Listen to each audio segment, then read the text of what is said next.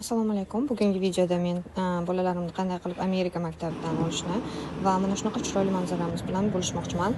Biz Tennessi shtatida yashaymiz va shaharchamiz juda ham go'zal. Mana shunaqa chiroyli, ko'm-ko'k yam-yashil bo'ladi va biz bolalarimizni olishimiz uchun bizga hamma shart-sharoitlar yaratilgan.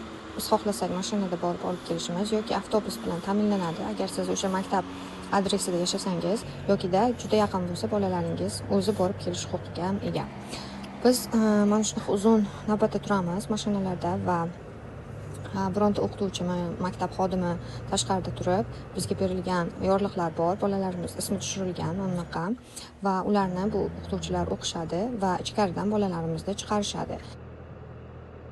Va tashqarida 4-5 sinf bolalarimizni mashinaga o'tirg'izishadi va biz mashinadan tushmasdan bolalarimizni uyga olib kelamiz. Qanday, sizga manzara ham yoqdimi?